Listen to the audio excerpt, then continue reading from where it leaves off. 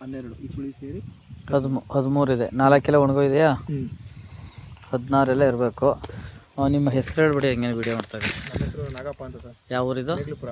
ಯಾವ ಜಿಲ್ಲೆ? ಮಳವಳ್ಳಿ ತಾಲೂಕು, ಮಂಡ್ಯ ಜಿಲ್ಲೆ. ಮಂಡ್ಯ ಜಿಲ್ಲೆ. ಹಾಂ ಹಾಂ. ಹಳ್ಳಿ ಸರ್ಕಲ್ ಹತ್ರ ಮೇಗ್ಲುಪುರ ಅಂತ. ಹಾಂ, ಇದು ನೋಡಿ ನಾಟಿ ಮಾಡಿ ಕರೆಕ್ಟಾಗಿ ಸೆಪ್ಟೆಂಬರ್ 22ನೇ ತಾರೀಕಲ್ಲಿ ನಾಟಿ ಮಾಡಿದ್ದೆ ಸರ್. ನಾಟಿ ಮಾಡಿದ್ದೀರಾ?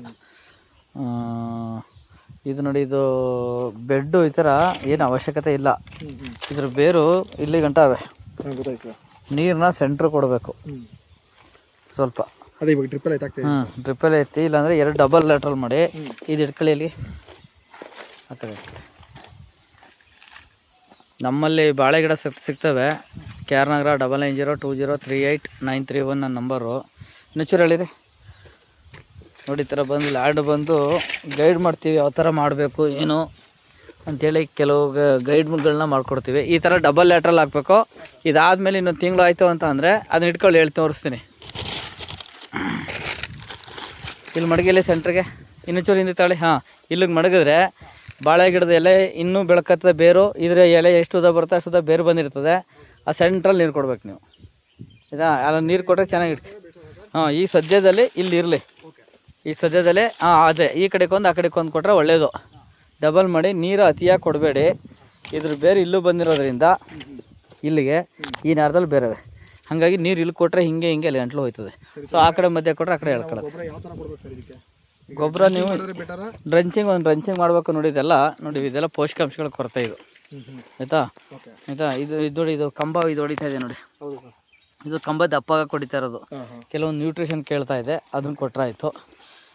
ಹಾಂ, ನೋಡಿ ಇದೆಲ್ಲ ಮಡ್ಕೊಂಡಿದೆಯಲ್ಲ, ಇವೆಲ್ಲಕ್ಕೂ ನೋಡಿ ಒಂದು ಟಾನಿಕ್ ಕೊಡ್ತೀವಿ. 1 ಲೀಟ್ರ್ ಬುಡಕ್ಕೆ ಪುಡಿ. ಬುಡದಿಂದ 1 ಅಡಿ ದೂರದಾಗ ಕೊಡಿ. 1 ಅಡಿ ದೂರಕ್ಕೆ ಫುಲ್ಲು ಸುತ್ತ ಹೋಗಿ ಎಳ್ಕೊಳ್ಳುತ್ತೆ. ಆಮೇಲೆ ಒಂದು ದೊಡ್ಡದು ಒಂದು ಚಿಕ್ಕದಿದೆಯಲ್ಲ, ಅದಕ್ಕೆ ಇನ್ನು 15 ದಿವಸ ಬಿಟ್ಟು ಒಂದು 15 ಗೊಬ್ಬರನ ಸಣ್ಣ ಗಿಡಗಳು ಕೊಟ್ಬಿಡಿ. 15 ನೋಡಿ, ಇದು ಕಂಬ ಹೊಡಿತಾರದು. ಇದು ಗೆಡ್ಡೆ ದಪ್ಪಾಗಕ್ಕೆ ಇದು. ಇದಕ್ಕೆ ರೋಗ ಈಗ ಏನಿಲ್ಲ? ಅದೇನು ರೋಗ ಏನಿಲ್ಲ. ರೋಗ ಇದ್ರೆ ನೋಡ್ತೀನಿ ಈಗ. ಯಾವುದು ರೋಗ ಕಾಣಿಸ್ತಲ್ಲ ನಮಗೆ.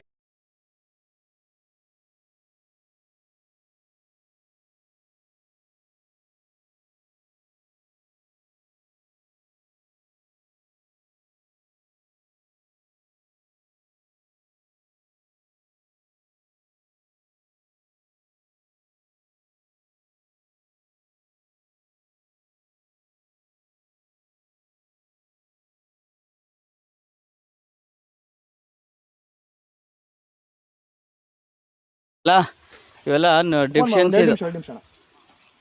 ಈ ಗಿಡ ನೋಡಿ, ಈ ಗಿಡ ಡಿಫಿಷಿಯನ್ಸಿ ಇದು. ರೋಗ ಏನಲ್ಲ, ಆಹಾರದ ಕೆಲವೊಂದು ಪೋಷಕಾಂಶಗಳ ಕೊರತೆ. ಇವಕ್ಕೆಲ್ಲ ಬುಡಕ್ಕೆ ನಾನು ಟಾನಿಕ್ ಕೊಡ್ತೀನಿ ಸರ್, 2 ಥರದ್ದು ಮಿಕ್ಸ್ ಮಾಡಿಬಿಟ್ಟು 1 ಲೀಟ್ರ್ ಬುಡಕ್ಕೆ ಬಿಟ್ಬಿಡಿ. ಈಗ ಹೆಂಗದೆ ಡ್ರಿಪ್ಪಲ್ಲಿ ಎಳಿಸ್ಬೋದಾ? ಡ್ರಿಪ್ಪಲ್ಲಿ ಎಳಿಸ್ಬೋದು. ಡ್ರಿಪ್ಪಲ್ಲಿ ಏನಕ್ಕೆ ಗೊಬ್ಬರ ಕೊಡ್ತಿಲ್ಲ ಅಂದ್ರೆ, ಇನ್ನ ಬೇರ್ಗಳು ಇಲ್ಲಿ ಗಂಟು ಬಂದಿಲ್ಲ ಸರ್. ಸುಮ್ಮನೆ ಇಲ್ಲಿ ತನಕ ವೇಸ್ಟ್ ಆಗುತ್ತೆ ಗಿಡಗಳಿಗೆ. ಇದ್ರ ಬೇರೆ ಎಲ್ಲದೇ ಗೊತ್ತಾ? ಇಲ್ಲದೆ ಇಲ್ಲಿ ತನಕ ಇದೆ.